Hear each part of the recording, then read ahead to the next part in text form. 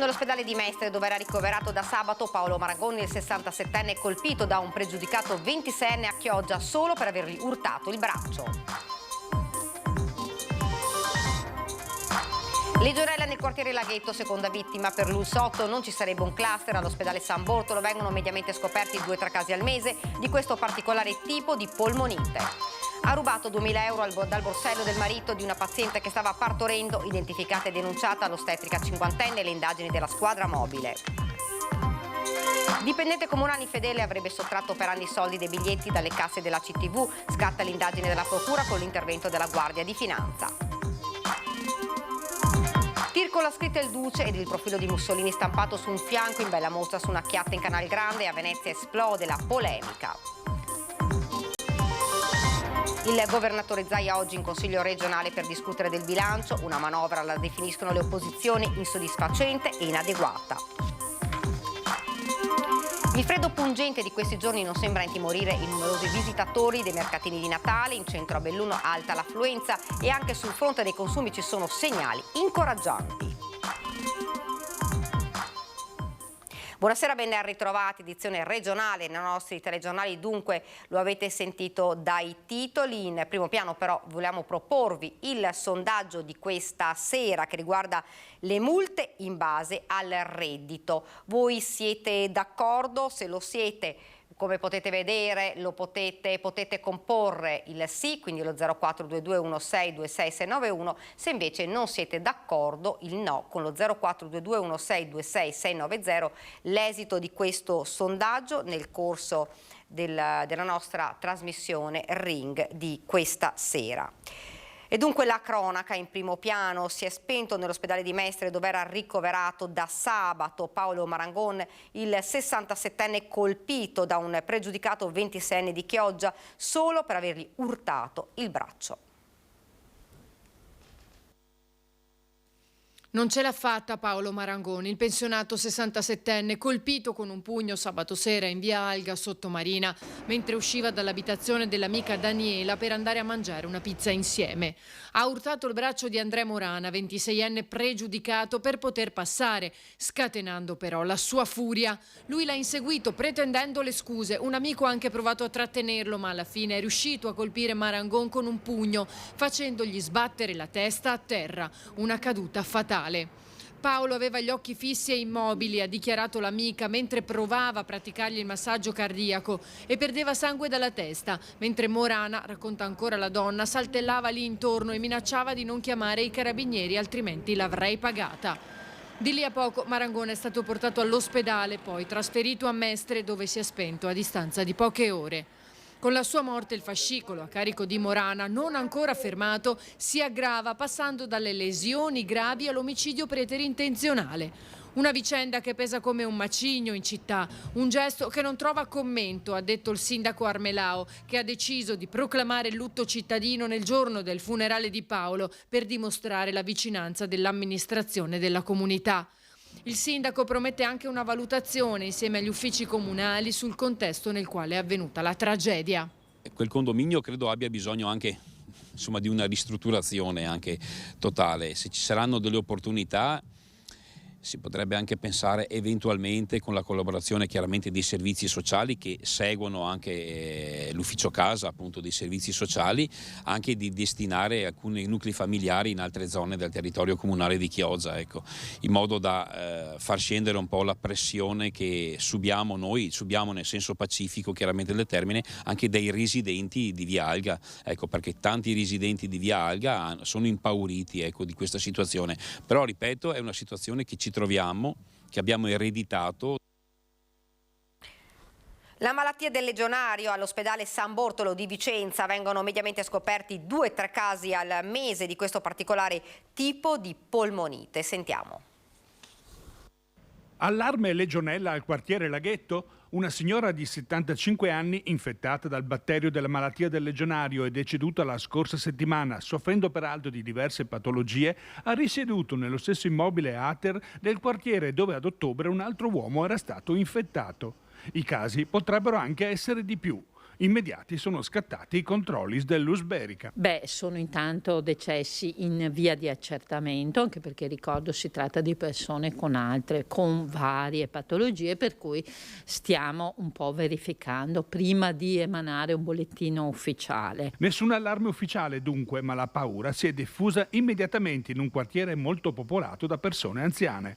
Non c'è un cluster, ma si tratta di casi sporadici. Mi rivolgo alla popolazione del quartiere di Laghetto. Per quanto riguarda l'acqua della condotta comunale non ci sono problemi, perché come ho detto ha una temperatura e ha un trattamento tale che impediscono assolutamente la proliferazione di un germe come la legionella.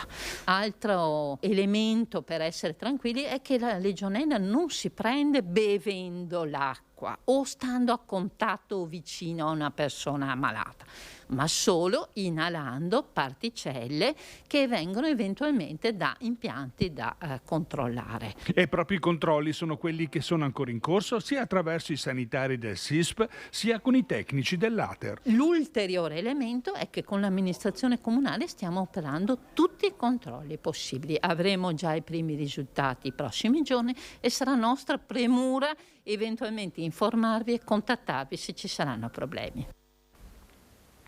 Ed ancora a cronaca, ha rubato 2.000 euro dal borsello del marito di una paziente che stava partorendo, identificata e denunciata all'ostetrica cinquantenne, le indagini della squadra mobile di Treviso.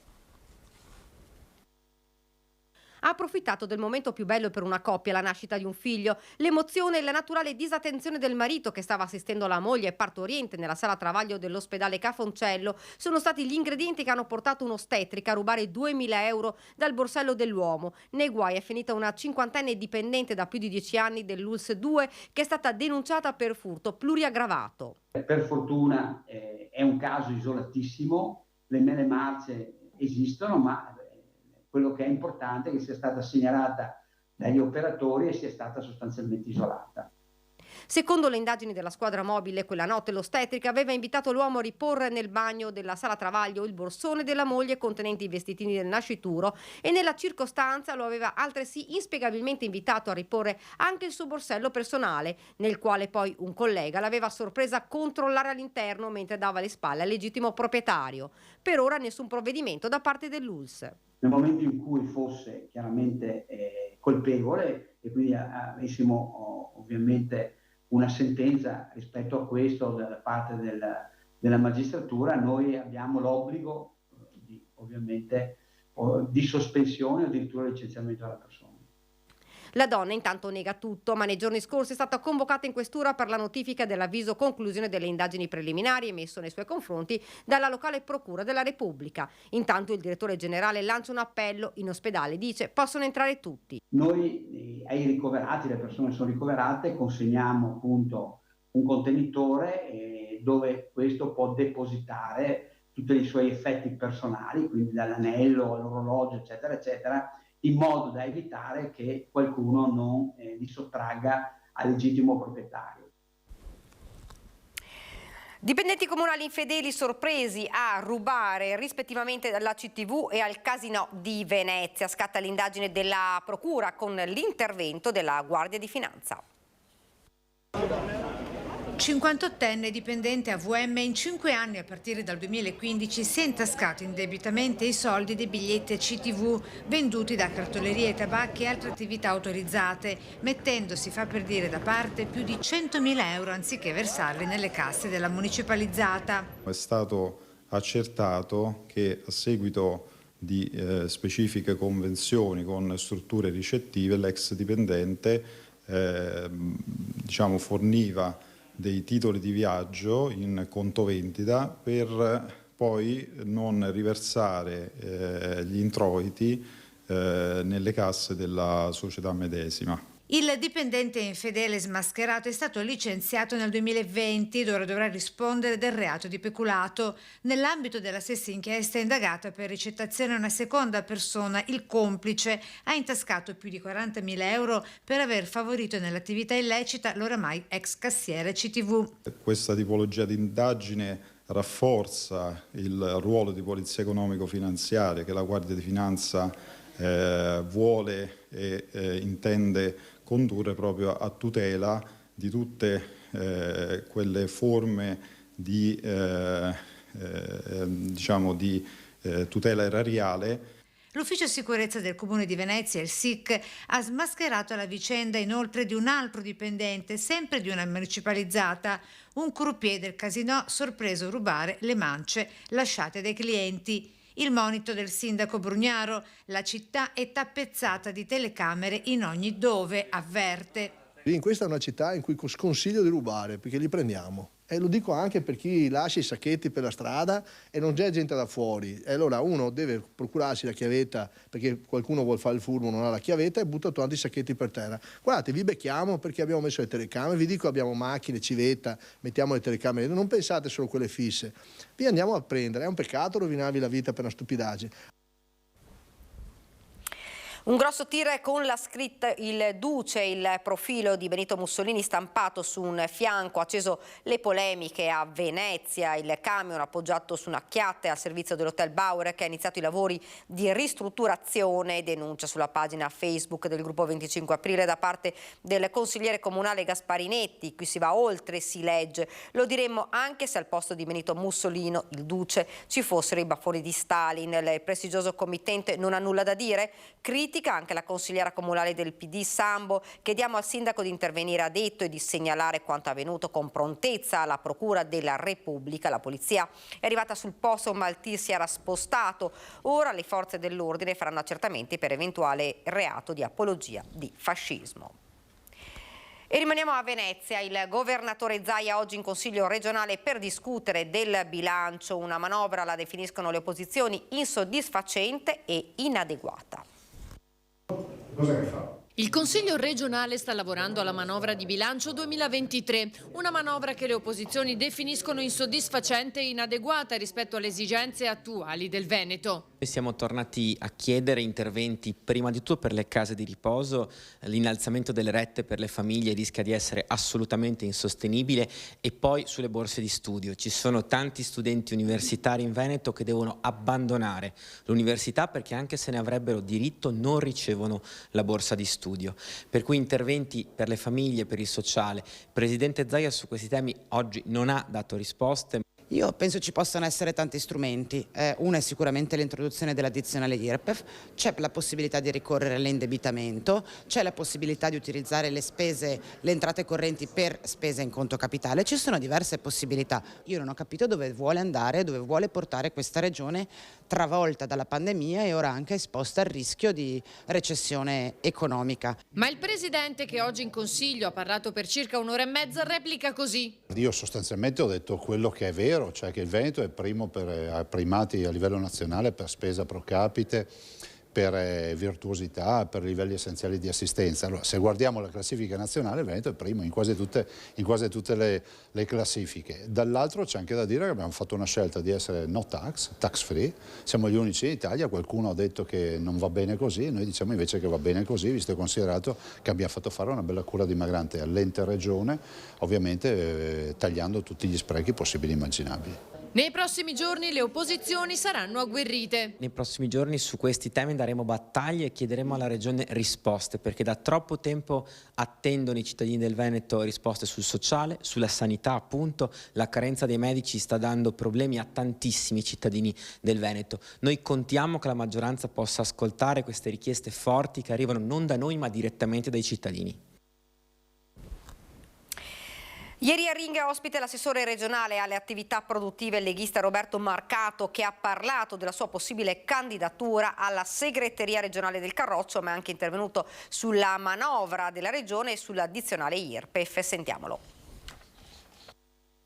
Posto quello che ha dichiarato il segretario Salvini, sì, è legge, anche se non è scritto, è legge. Ha maturato la sua idea o no? Per quanto riguarda l'eventuale candidatura a segreteria regionale, cioè nazionale? Se andiamo avanti così, credo che sarà una scelta obbligata. Cosa intende per se andiamo avanti così? Cioè, io sto ai fatti. Noi in 3 anni siamo passati dal 34 al 7%. Abbiamo avuto un tracollo di consenso alle ultime politiche e abbiamo avuto un risultato drammatico Verona e Padova.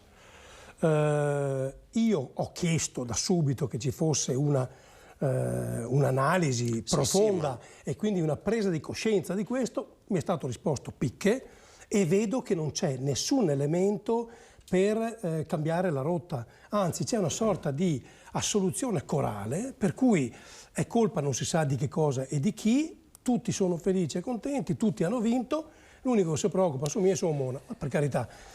Io se mi candido lo faccio per troppo amore e per il Veneto e per la Lega. Amo troppo questo partito per vederlo decrescere ancora. Abbiamo già perso tanto, insomma qualcosa per invertire la rotta andrebbe fatto. Cosa dice su questa manovra? Vostra, condivido con Bonnet il fatto che è una manovra di fatto blindata. D'altronde le risorse sono quelle, noi ci siamo dissanguati nei 2 anni di Covid per interventi sul sociale e sul sanitario. Aumentare le tasse e applicare l'addizionale IRPEF, io ero d'accordo, non si fa perché se no salta paragrafo. Lei era d'accordo, sì. Quindi voleva... Sì. Ovviamente calibrata sulle fasce più alte, su chi poteva di più, lasciando perdere le fasce più deboli, ma io ero assolutamente d'accordo. Lavoro in nero e sfruttamento della manodopera. Questa mattina in prefettura a Treviso la presentazione del rapporto Moressa sull'economia dell'immigrazione, i colli del Prosecco a rischio agrimafia. Il rapporto agromafia si cita la provincia di Treviso per la zona del Val Dobbiadene, però questo non significa che tutta la zona è infestata dal fenomeno del caporalato. Ci sono state delle evidenze dei casi in agricoltura che sono stati prontamente repressi dalle forze di polizia. Il fenomeno esiste ma è monitorato, assicura il prefetto di Treviso nel giorno in cui la Fondazione Moressa presenta i dati sull'economia dell'immigrazione. I colli del Prosecco in Veneto sono quelli a maggiore rischio illegalità, con la zona di San Bonifacio nel Veronese. Il report Agrimafie 2022 li cita espressamente, accanto ad Amantea in Calabria, patria delle cipolle di Tropea, e Cassabile, la zona siciliana dove si coltivano patate e fragole. Questo non toglie che possono verificarsi in altre zone della provincia o in altre province o in altre regioni, ovviamente del nord Italia. Lavoro nero e sfruttamento della manodopera riguardano però anche altri comparti. Illegale spesso è l'intera attività d'impresa. Mi sembra che sia più diffuso quello dei laboratori tessili, dove anche prosperano, si fa per dire, le imprese cosiddette apri e chiudi. Sono fenomeni molto gravi, in primis perché ledono la dignità della persona che viene sfruttata e poi perché alterano la concorrenza sul mercato. Quindi occorre, laddove ci si accorge del fenomeno, denunciare e da parte delle istituzioni aumentare le forme di sorveglianza. Il freddo pungente di questi giorni non sembra intimorire numerosi visitatori dei mercatini di Natale in centro a Belluno. Resta alta infatti l'affluenza registrata finora. Anche sul fronte dei consumi ci sono segnali incoraggianti. Sentiamo le parole dei commercianti.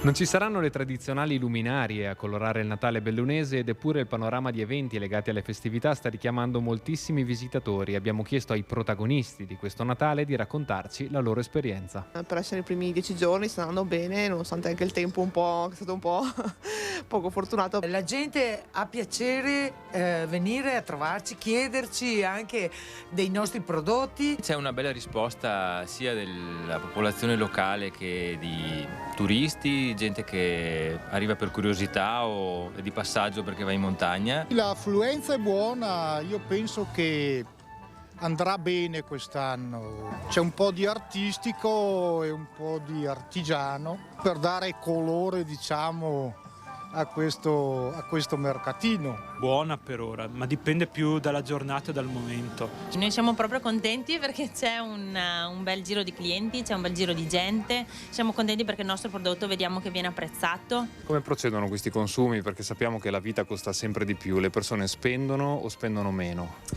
Ma sicuramente spendono meno, spendono con più accortezza, sicuramente. Scelgono prodotti sicuramente di qualità. Sono un po' più attente, però comunque scelgono più la qualità sicuramente del prodotto. Spendono il giusto e per la qualità. Siamo arrivati al termine, vi ricordo questa sera la nostra trasmissione Ring, gli ospiti Emanuele Crosato, sindaco di Cessalto, Mauro Visentin della CGIL, Stefano Pelloni del Partito Democratico e poi Monsignor Francesco Moraglia, patriarca di Venezia, alle 22:30 Sebastiano Favero, presidente nazionale ANA, e alle 22:40 Angelo Centolo Aci su multe in base al reddito. Questa era la nostra ultima notizia, vi lascio alle previsioni del tempo, grazie davvero per averci seguito e buona serata.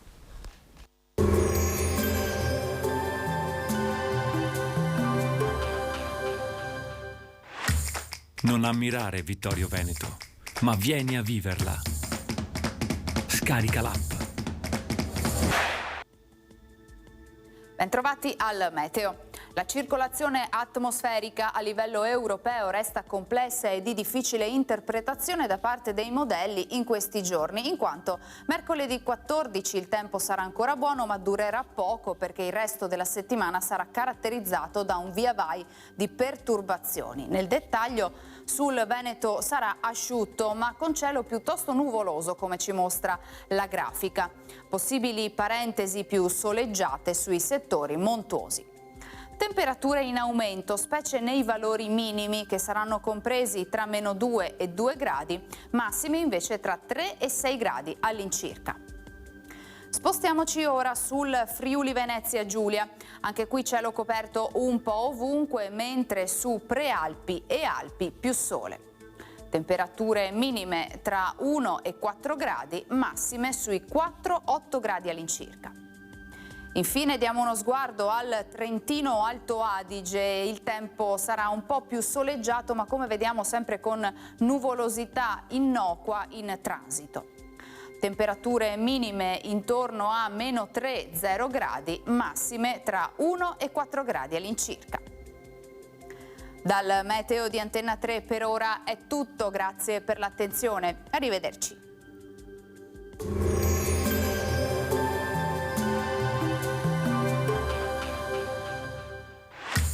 Non ammirare Vittorio Veneto, ma vieni a viverla. Scarica l'app.